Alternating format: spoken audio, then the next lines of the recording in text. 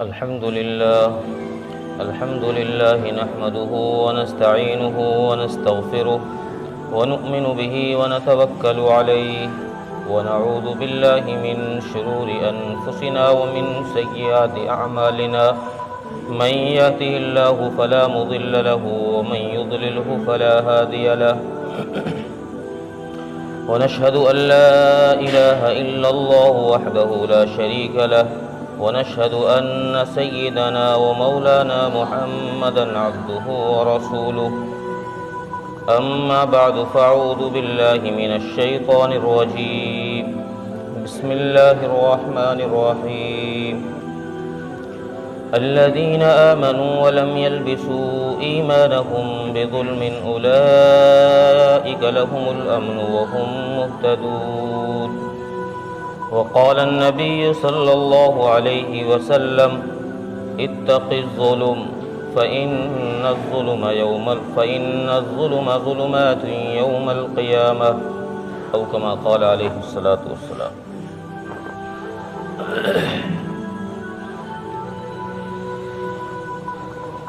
غیور نوجوان دوستوں اور بھائیوں،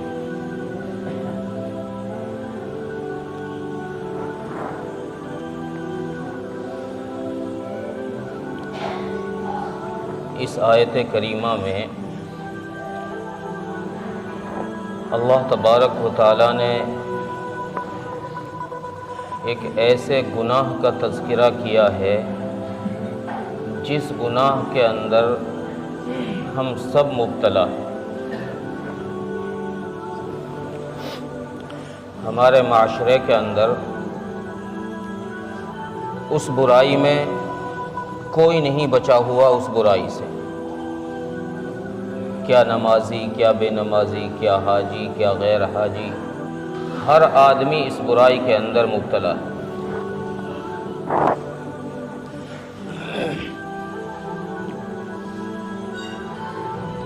اور ہم میں سے اکثر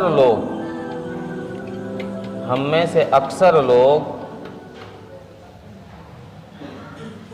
اس برائی کے کچھ حصے کو برائی سمجھتے ہیں، کچھ کو برائی ہی نہیں سمجھتے، گناہ ہی نہیں سمجھتے۔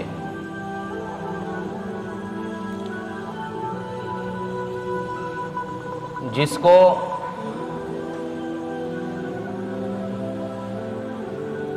اللہ کے نبی صلی اللہ علیہ وسلم نے احادیث پاک کے اندر اور رب کریم نے قرآن مجید کے اندر ظلم کہا ہے۔ ظلم کے بہت سارے درجے ہیں، جن میں سے کچھ درجوں کو تو ہم ظلم سمجھتے ہیں، کچھ کو نہیں سمجھتے۔ ظلم کہتے کس کو ہیں؟ علماء اکرام نے اس کی تشریح یہ کی ہے، وضع الشیء الی غیر محلہ، کہ جس چیز کا جو مقام ہے وہاں سے ہٹا کر اس کو دوسری جگہ رکھ دیا جائے، اس کا نام ظلم ہے۔ شریعت کی نگاہ میں اس کا نام ظلم ہے۔ ایک چیز جہاں رکھنے کی تھی وہاں نہیں رکھی، اس کو اٹھا کر دوسری جگہ رکھ دیا، اس کو ظلم کہتے ہیں شریعت کی نگاہ۔ مثلا ٹوپی کی جگہ سر ہے، اگر ٹوپی کو ہم نے سر کے بجائے پیروں میں رکھ دیا تو یہ ظلم ہے۔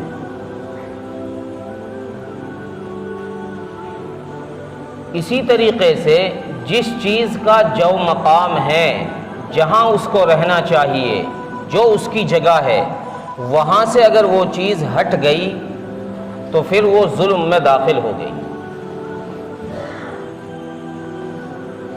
اور ایک ظلم کی تعریف یہ کی ہے علماء نے، کہ انسان دوسرے کے بیچ میں ٹانگ اڑائے۔ جو کام کر رہا ہے کوئی انسان اس کو کرنے نہ دے، اس کے بیچ میں جا کر ٹانگ اڑا دے۔ کسی کے کام میں خلل ڈالنا، اس کو ظلم کہتے ہیں۔ جب یہ آیت کریمہ نازل ہوئی الذین آمنوا ولم یلبسوا ایمانہم بظلم اولئک لہم الامن وہم مہتدون، حضرات صحابہ اکرام رضوان اللہ علیہم اجمعین نے اس آیت کا عام معنی سمجھا اور پریشان ہو گئے۔ جیسے میں نے ابھی تعریف کی ظلم کی کہ اس کی چیز کی جو جگہ ہے وہاں سے ہٹا کر کہیں اور رکھ دینا یہ ظلم میں داخل ہے، اب وہ ہر جگہ فٹ ہو جائے گی، ہر جگہ اس جملے کو آپ فٹ کر سکتے ہو، اس تعریف کو۔ صحابہ کرام رضوان اللہ علیہم اجمعین کے سامنے جب یہ آیت کریمہ پیش کی رسول اکرم صلی اللہ علیہ وسلم نے کہ کوئی مومن ہدایت نہیں پا سکتا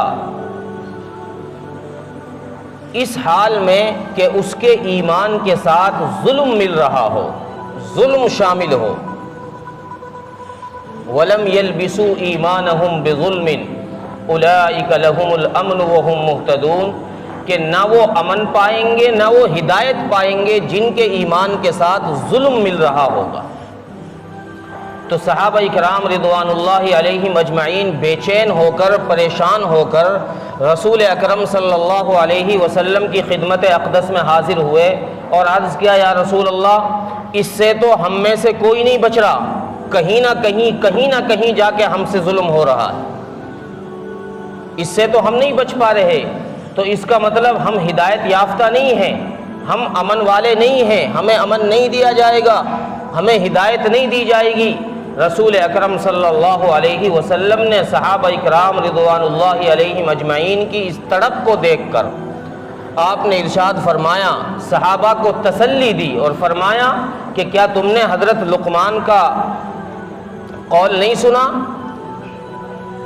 کہ حضرت لقمان علیہ السلام نے قرآن کریم میں اللہ تبارک و تعالیٰ نے فرمایا ان الشرک لظلم عظیم، کہ سب سے بڑا شرک جو ہے، سب سے بڑا ظلم جو ہے وہ شرک ہے۔ تو اس آیت سے مراد شرک ہے، اور قرآن کریم کی اس آیت کے بعد یہ پتہ چلا کہ ظلم کے بہت سارے درجے ہیں جن میں سب سے بڑا درجہ شرک ہے، اور اس کے نیچے کتنے سارے درجے ہیں پتہ نہیں۔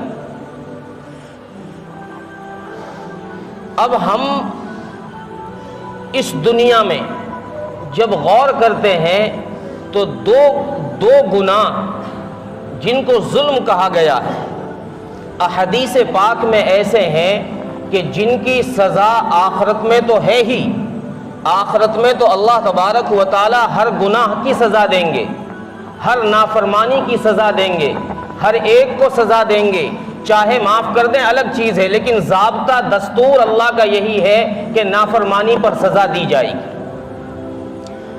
دو گناہ دنیا میں، دو ظلم ایسے ہیں دنیا میں جن کی وجہ سے اللہ تبارک و تعالیٰ دنیا میں بھی عذاب دیتے ہیں، دنیا میں بھی سزا دیتے ہیں۔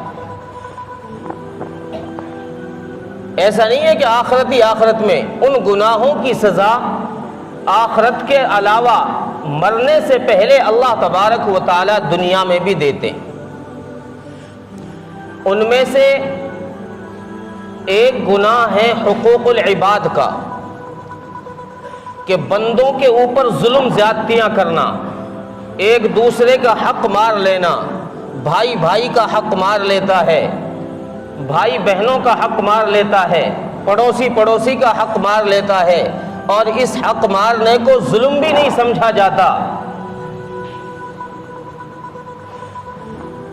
اللہ کے نبی صلی اللہ علیہ وسلم نے ارشاد فرمایا کہ جس بھائی نے کسی بھائی کا ظلماً حق مار لیا، اس کی سزا اسے دنیا میں دی جائے گی، اسے دنیا میں ذلیل کیا جائے گا، دنیا میں رسوا کیا جائے گا۔ اسی طریقے سے والدین کا نافرمان ہے، والدین کی نافرمانی کی سزا بھی اسے مرنے سے پہلے دنیا میں دی جائے گی۔ سب سے پہلا ظلم دنیا میں حابیل اور قابیل سے ہوا ہے، سب سے پہلا ظلم۔ حابیل نے قابیل کو قتل کیا، جب حابیل قابیل کو قتل کرنے چلا تو قابیل نے کہا لئن بسطت الی یدک لتقتلنی ما انا بباسط یدی الیک لیقتلک انی اخاف اللہ، بھائی میں تجھے نہیں ماروں گا، میں تیرے اوپر ہاتھ نہیں اٹھاؤں گا، تو مجھے قتل کر رہا ہے کر دے کوئی نہیں، لیکن میں تجھ پر ظلم نہیں کروں گا، میں تجھے قتل نہیں کروں گا۔ مفسرین نے لکھا ہے کہ حابیل نے قابیل کو جب قتل کر دیا تو اس کے قتل کے بعد یہ حابیل کبھی چین سے دنیا میں نہیں رہا، اللہ نے اس کا چین چھین لیا اور یہ تڑپ تڑپ کر دنیا سے مرا۔ کتنے سارے لوگ دنیا میں ایسے گزرے ہیں جنہوں نے انسانیت پر ظلم کیا، ان میں سے ایک نمرود ہے جس نے حضرت ابراہیم علیہ السلام پر ظلم کیا، آگ کے اندر ڈلوایا۔ اللہ تبارک و تعالیٰ نے کیسی سزا دنیا میں دی کہ جو لوگ اس کے سامنے سجدہ کرتے تھے، جو لوگ اس کے سامنے ہاتھ جوڑتے تھے، اللہ تبارک و تعالیٰ نے ایسی سزا میں مبتلا کیا، انہی لوگوں کے ذریعے سے سر میں جوتے پڑوائے۔ فرعون نے لوگوں پر ظلم کیا، تقریباً 20,000 معصوم بچوں کو بنی اسرائیل کے قتل کیا۔ اللہ تبارک و تعالیٰ نے قرآن کریم میں فرمایا فَالْيَوْمَ نُنَجِّيكَ بِبَدَنِكَ لِتَكُونَ لِمَنْ خَلْفَكَ آیَةً وَإِنَّ كَثِيرًا مِّنَ النَّاسِ، ہم اس کو لوگوں کے لیے نشانی بنائیں گے، ہم اس کو دریا سے باہر نکالیں گے۔ اللہ تبارک و تعالیٰ نے اس کو باہر نکال کر ڈال دیا اور آج تک اس کو لوگوں کے لیے عبرت کا نشان بنا کے رکھا۔ حضرت عثمان غنی رضی اللہ تعالیٰ عنہ پر جن دو ظالموں نے ظلم کیا، جنہوں نے آپ کو شہید کیا، حضرت عثمان غنی رضی اللہ عنہ نے کسی کے لیے بد دعا نہیں کی، تو جب حضرت عثمان غنی رضی اللہ عنہ پر وہ ٹوٹ پڑے اور انہوں نے حملہ کیا، سینے پر وار کیا، تو حضرت عثمان غنی رضی اللہ عنہ کی اہلیہ محترمہ حضرت نائلہ رضی اللہ تعالی عنہا یہ بچانے کے لیے آگے بڑھی، انہوں نے ان پر بھی حملہ کیا، جس کی وجہ سے ان کی 4 انگلیاں شہید ہو گئی، ہاتھ کی 4 انگلیاں کٹ گئی۔ تو حضرت عثمان غنی رضی اللہ عنہ نے اس وقت ان ظالموں کے لیے بد دعا فرمائی کہ اللہ تمہارے دونوں ہاتھ توڑ دے، دونوں پیر توڑ دے، اور اللہ تمہیں کتوں کی طرح پیاسا رکھے، جیسے کتوں کی زبان باہر نکلتی ہے اسی طریقے سے تمہاری بھی زبان باہر نکلے۔ کتابوں میں لکھا ہے کہ دمشق کی جامع مسجد کے سامنے جمعے کے دن لوگوں نے دیکھا کہ یہ دونوں شخص حضرت عثمان غنی رضی اللہ عنہ کے قاتل دمشق کی جامع مسجد کے سامنے پڑے ہوئے تھے، زمین پر ریت چاٹ رہے تھے، ان کی زبان باہر نکلی ہوئی تھی۔ کسی نے پوچھا کہ یہ کون لوگ ہیں؟ فرمایا کہ یہ حضرت عثمان غنی رضی اللہ عنہ کے قاتل ہیں، اور حضرت عثمان غنی نے جو ان کے لیے بد دعا کی تھی وہ بد دعا ان پر آ گئی۔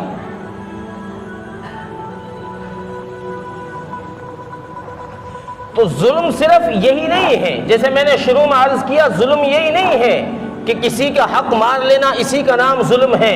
ظلم کے بہت سارے درجات ہیں، بہت سارے درجات ہیں ظلم کے۔ راستوں کے اندر ٹھیلے لگا لینا، سڑکوں پر ٹھیلیاں لگا لینا، یہ بھی ظلم میں داخل ہے۔ اپنے مکانوں کے زینے راستے میں نکال دینا، یہ بھی ظلم میں داخل ہے۔ وضع الشیء الی غیر محلہ، اپنی جگہ سے ہٹ کر دوسری جگہ چلا جانا، یہ ظلم میں داخل ہے۔ شادی بیاہوں میں پوری گلی روک دینا، پنڈال لگا دینا، اس میں آنے جانے والوں کو تکلیف ہو رہی ہے، یہ بھی ظلم میں داخل ہے۔ بیوی کا مہر نہ دینے کی نیت سے اس کے ساتھ رہنا، بیوی کا مہر نہ دینے کی نیت سے اس کے ساتھ رہنا، یہ بھی ظلم میں داخل ہے، اور علماء نے اس کو تو زنا کے زمرے میں شمار کیا۔ اگر کسی کی نیت نہ دینے کی ہو مہر کو اور وہ بیوی کے ساتھ رہ رہا ہو تو یہ زانیوں کے زمرے میں شامل ہے۔ تو ظلم کے بہت سارے درجات ہیں، ان سے بچنے کے لیے اپنے آپ کو الگ رکھنا پڑے گا ان ساری غلطیوں سے۔ ساری برائیوں سے دور رکھنا پڑے گا۔ اور جیسے میں نے عرض کیا کہ یہ حقوق العباد والا ظلم تو ایسا گناہ ہے کہ اللہ تبارک و تعالیٰ اس کی سزا دنیا میں بھی دیتے ہیں اور آخرت میں بھی اس کی سزا دی جاتی ہے۔ حدیث میں ہے، حضرت ابو ہریرہ رضی اللہ عنہ کی ایک حدیث ہے کہ رسول اکرم صلی اللہ علیہ وسلم نے ارشاد فرمایا، اللہ قیامت کے دن ظالموں کو انصاف دلانے کے لیے، مظلومین کو انصاف دلانے کے لیے ظالموں سے میدان حشر قائم کرنے کے بعد جب لوگ جنت جہنم میں جا رہے ہوں گے تو اللہ تبارک و تعالی جہنمی کو جہنم سے نکال لیں گے، جب تک کہ اگر کوئی کسی کا اس پر حق ہوگا تو اس کا حق پہلے دلوایا جائے گا، اس کے بعد اسے جہنم میں داخل کیا جائے گا۔ اگر کوئی جنت میں جا رہا ہوگا اسے جنت میں جانے سے روک دیا جائے گا، اگر کسی کا حق اس پر ہے تو پہلے حق دلوایا جائے گا، اس کے بعد جنت میں جایا جائے گا۔ علامہ ذہبی رحمۃ اللہ علیہ نے ان کی کتاب ہے الکبائر، اس میں بڑے بڑے گناہوں کا تذکرہ کیا ہے، بڑے گناہوں کا تذکرہ۔ اس میں انہوں نے ایک واقعہ لکھا ہے کہ ایک شخص نے، ایک مچھوارے نے ایک مچھلی پکڑی اور وہ اس کو بیچنے کے لیے مارکیٹ لے کر گیا تاکہ اس کو میں بیچ دوں اور اپنے بچوں کے لیے کھانے پینے کا، راشن کا انتظام ہو جائے۔ تو کوئی دبنگ آدمی مل گیا، بہت سارے لوگ ہوتے ہیں نا باس قسم کے، ڈون قسم کے لوگ، تو ڈون قسم کا لوگ اس کو کہیں راستے میں مل گیا۔ اس نے کہا بھائی مچھلی دے دے۔ بھائی مچھلی دے دوں گا میں تجھے، پیسے دے دے۔ اس نے کہا ارے تجھے پتہ نہیں میں علاقے کا باس ہوں، میں علاقے کا ڈون ہوں، مجھ سے پیسے مانگتا ہے؟ جی مچھیرے نے کہا کہ جی میرے پاس یہی ایک مچھلی ہے، میں اسی کو بیچ کر کے اپنے گھر کے لیے، اپنے بچوں کے لیے کچھ راشن پانی کا انتظام کروں گا، اس کے علاوہ میرے پاس کچھ نہیں ہے، اس سے میرا گزارا ہوتا ہے۔ اس نے پھر اپنی وہی اینٹ دکھائی کہ میں باس ہوں تو مجھ سے پیسے مانگتا ہے۔ اس نے ایک تھپڑ مارا، مچھلی چھین کے چلا گیا۔ اب یہ مچھلی اپنے گھر لے گیا اور وہاں جا کر اس نے مچھلی تیار کی، مچھلی کو کاٹا پیٹا۔ جب یہ مچھلی کو کاٹ رہا تھا تو اس مچھلی کا ایک کانٹا اس کے انگوٹھے پہ چبھ گیا۔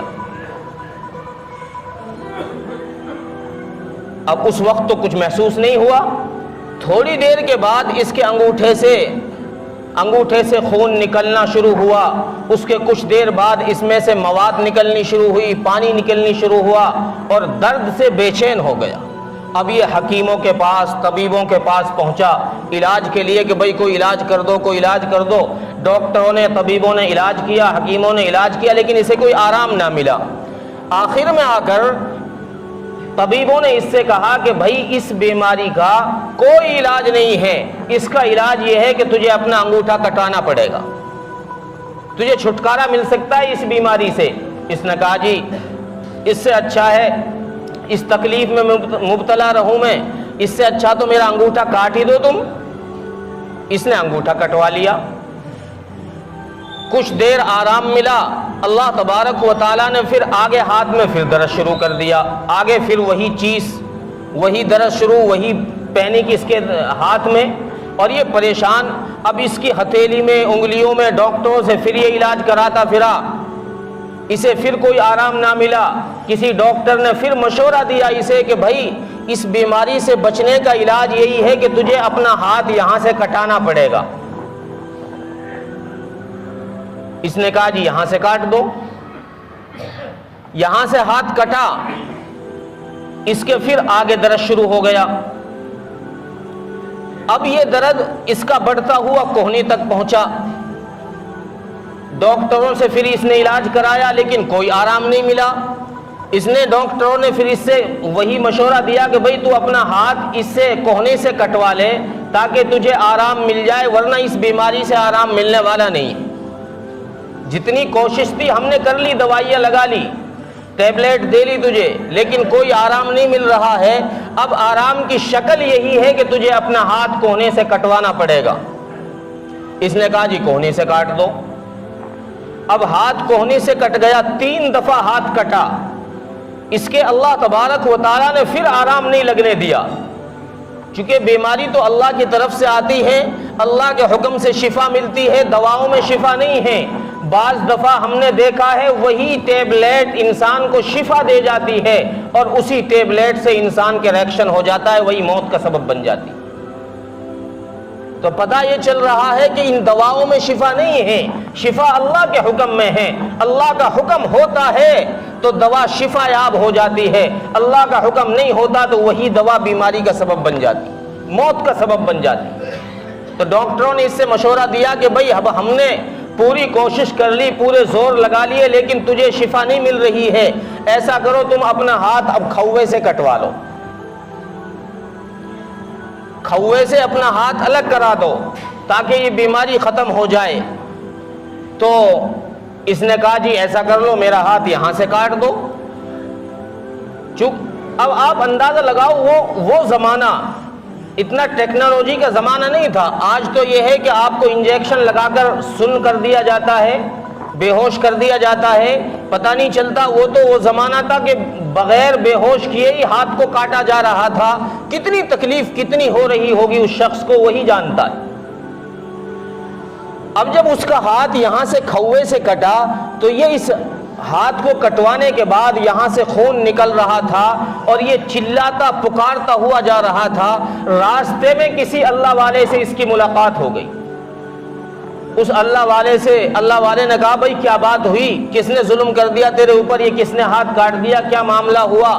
تو اس نے اپنا پورا واقعہ بتایا کہ جی اس طریقے سے میں نے ایک مچھلی لی تھی، میں اسے مچھلی کو بنا رہا تھا اور میرے ہاتھ میں اس کا ایک کانٹا چبھا، جس کی وجہ سے مجھے اب یہ ہاتھ چوتھی دفعہ یہاں سے کٹانا پڑا ہے۔ تو اس اللہ والے نے پوچھا بھائی اس مچھلی کی قیمت تو نے ادا کی تھی؟ اس مچھلی کی قیمت ادا کر دی تھی؟ اس نے کہا جی میں نے اس کی قیمت تو ادا نہیں کی۔ کہ پھر وہ کہاں سے لے کر آیا؟ کہ اس طریقے سے میں نے ایک شخص سے ایک مچھیرا تھا، میں نے اس سے ظلماً چھین لیا تھا اس مچھلی کو۔ تو اس بزرگ نے کہا کہ یہ اس مظلوم کی بد دعا ہے، جب تک تو اس مظلوم سے جا کر معافی نہیں مانگ لے گا اللہ تبارک و تعالیٰ تجھے شفا دینے والے نہیں ہیں۔ یہ اسی طریقے سے تیرا پورا جسم ٹکڑوں میں کٹ جائے گا لیکن تجھے اس بیماری سے شفا نہیں ملے گی۔ اگر تجھے اس بیماری سے شفا چاہیے تو پھر ابھی بھاگ کر جا اور اس مظلوم کو تلاش کر جس پر تو نے ظلم کیا ہے۔ یہ گیا بھاگا ہوا سمندر کے کنارے پہنچا، اس مچھیرے کو اس نے جا کے پہچان لیا، جا کر اس کے پیروں میں پڑ گیا، معافی مانگنے لگا۔ وہ مچھیرا بھول چکا تھا، پرانی بات ہو چکی تھی۔ اس نے کہا بھائی تو کون ہے، کیا بات؟ اگر بھائی تو مجھے معاف کر دے۔ بھائی تو نے کیا غلطی کر دی، میں کیوں معاف کروں، کیا بات ہو گئی؟ اس نے اپنا پورا واقعہ بتایا تو اس مچھیرے کو بھی یاد آیا۔ اس نے کہا چلو میں نے تجھے معاف کر دیا۔ جب اس نے معاف کیا تو جا کر اسے سکون ملا ہے۔ اس لیے نبی اکرم صلی اللہ علیہ وسلم نے ارشاد فرمایا اتقی دعوت المظلوم، مظلوم کی بد دعا سے بچو، فَإِنَّ لَيْسَ بَيْنَهُ وَبَيْنَ اللَّهِ حجاب، کہ اس کے اور اللہ کے درمیان کوئی پردہ نہیں ہوتا ہے، اللہ ڈائریکٹ سنتا ہے اس کی۔ اب مظلوم میں یہ نہیں ہے کہ حاجی ہوگا نمازی ہوگا تبھی اللہ سنے گا، مظلوم خواہ کوئی بھی ہو، حتیٰ کہ اگر کوئی غیر مسلم بھی مظلوم ہے اللہ اس کی بھی سنتا ہے۔ حضرت انیس کی روایت ہے، رسول اللہ صلی اللہ علیہ وسلم کی روایت حضرت انیس نے بیان فرمائی، فرماتے ہیں کہ رسول اکرم صلی اللہ علیہ وسلم نے ارشاد فرمایا کہ اللہ فرماتے ہیں کہ میں مظلوم کے ساتھ ہوتا ہوں خواہ مظلوم گنہگار ہی کیوں نہ ہو۔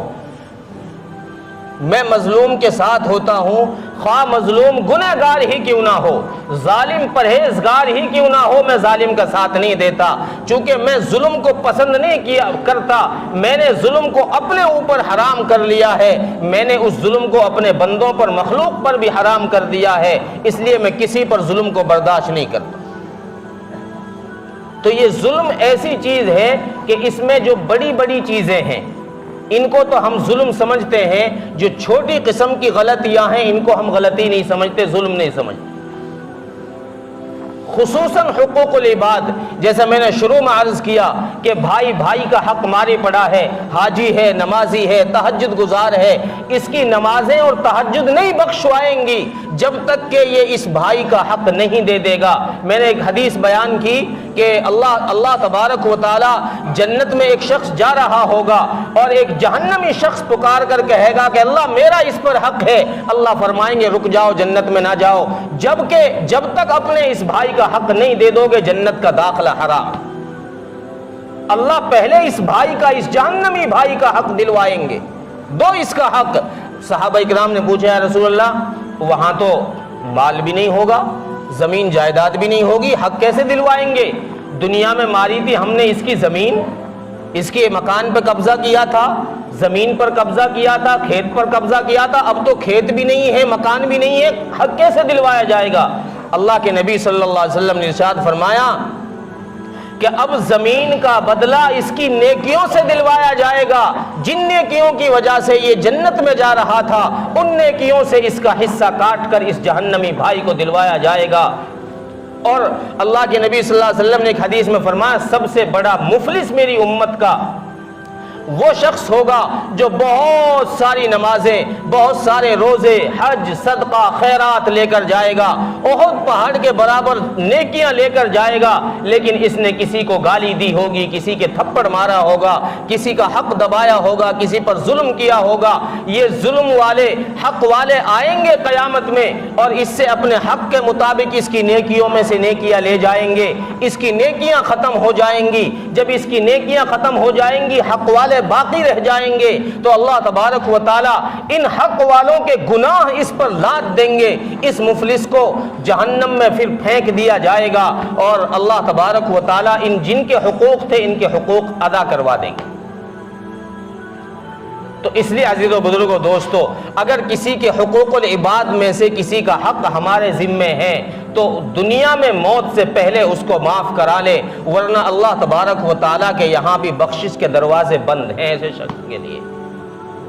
اللہ تبارک و تعالیٰ عمل کی توفیق عطا فرمائے۔ وآخر دعوانا الحمدللہ رب العالمین۔